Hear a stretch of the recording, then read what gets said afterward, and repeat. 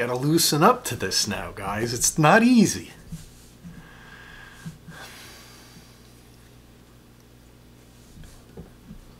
Lighting is good. T-shirt looks good. All right, new viewers. It's not about ego with me.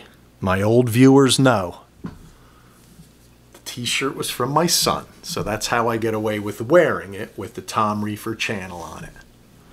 All right, let's get into it. Hi guys, new viewers, my name is Tom. Old viewers, welcome back. And this is the Tom Reefer channel. And today is Water Change Wednesday. New viewers, Water Change Wednesday. You leave a comment or a question below the video, and I'll answer it out there, and then I try to answer it here. All right, so let's get right into Water Change Wednesday.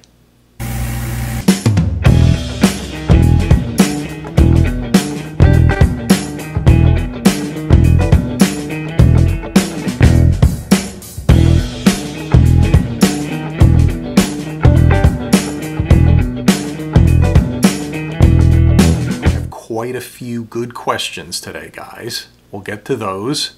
Along with the questions today, I'm going to show you what I did to prepare to make the 10-gallon experimental live rock tank into a full all-out 10-gallon Peninsula Reef.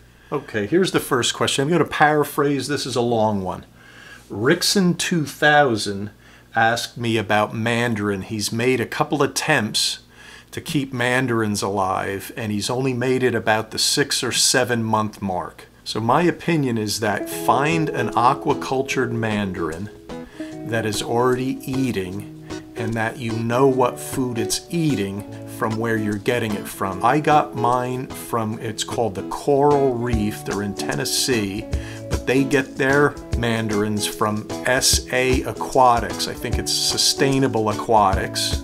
And they get those from Biota Marine. I really don't know if there's any other places that aquaculture the mandarin, but I got one that came with the slow sinking 0.5 millimeter pellet food. They call it, what do they call it? Hatchery diet.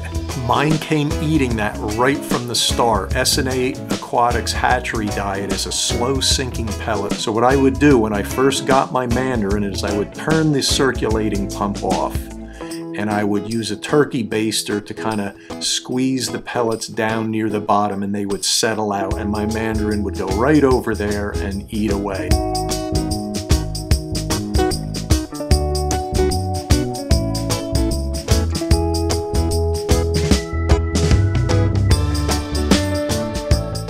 Okay, so once again, guys, you'll notice it's quite a bit blue, the light. It's not as blue. Video is very difficult to record blue.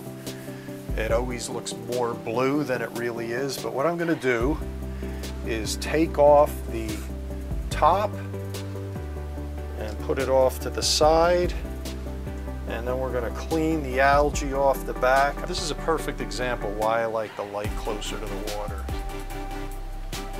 Just makes such a big difference. All right, so I'm going to keep this over here. Next question.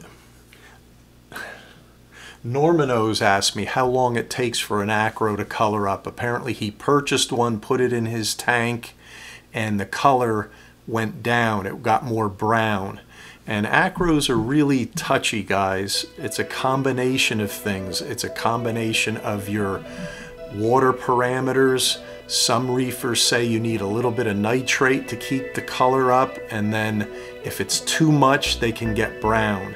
They also can get brown if there's not enough light. That's another thing. So that said, Normanos, you just have to experiment. If your water parameters are good and your other corals are looking good, it may take a few weeks for the color to come back, maybe more than a few weeks. Mario, oh, come on, I'm right in the mid. Come on, let me finish recording. I'm right in the midst of Tom Reefer here. Bye. Bye. All right, that kind of threw me off. What was I saying? Oh, Mario asks about mushrooms, whether they should grow on a sand bed or bare bottom. And I had told him that mushrooms normally grow on a hard substrate.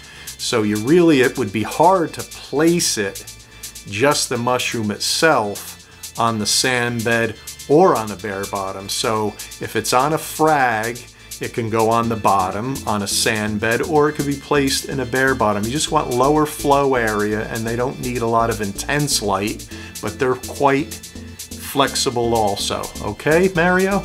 Good. All right, so what I'm going to do here, guys, is just clean off the back glass and the sides. Somehow try to collect it.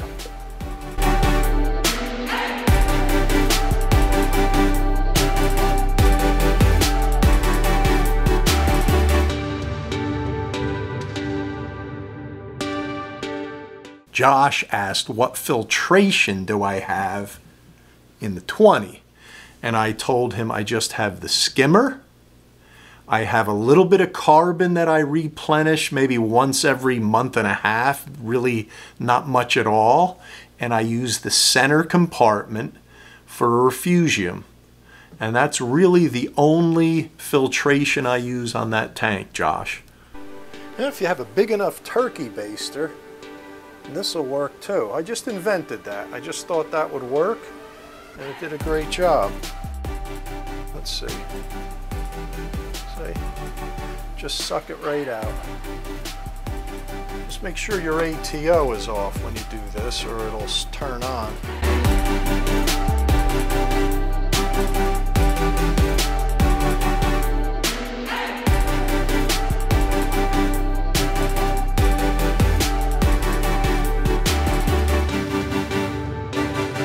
Reef C17 asks me if I ever had larger tanks. And yes, I have. My largest was a 250-gallon in-wall. I purchased a home some years ago, and my main goal was to make an in-wall fish room, and it was viewable by two sides. Back then, we're talking 2000, maybe around that time, I did not have video of it. The only record I have of it was during the build. I'm sure you're familiar with Marine Depot out in California, and they had a forum which was run by Anthony Calfo, pretty well-known author and aquarist, and he's grown stuff. He's had coral farms and all that stuff. Anyway, I did the whole build on that forum with pictures. Now, this was a long time ago. We're 20 years ago. So I called them once to try to see if they still had images left from that, and I never got through to anybody. I might try one more time. But since then, after that went away, I've only had nano reefs. I put a sponge like this in the overflow box. Look how much it collects, guys. This is not the hair algae. This is just from the last couple weeks. I haven't done much to this because we've been just letting it go. I'm not a big fan of the socks anymore because I felt it was pulling too much out of the water. All right, so what I've done here, guys, I cleaned all the glass off. That's the beginning stages.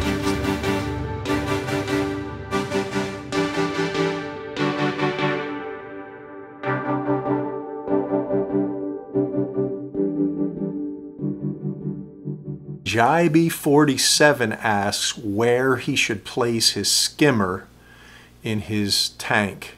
And in nanos, I recommend right in the first compartment where the water overflows. What's good about that is all the organics that form on the surface or that are turned up from the bottom that go over the overflow, they hit the skimmer right away. Even on larger tanks, you'll see most experienced reefers will keep the skimmer in the sump right where the overflow water enters the sump. That's the best place for it. Good luck, Jybee. All right, guys, I have no clue if that's enough or not. I've kind of got lost in time here. Is that enough? I agree. All right, so have a great rest of the night, guys. New viewers, subscribe, hit the bell. What else? The 20-gallon video this 20-gallon video this Sunday. I think I've got everything. The Tom Reefer t-shirt. can't, guys, I can't, if I show the symbol, if I show the logo, I have to do it from back here. And I don't think that works.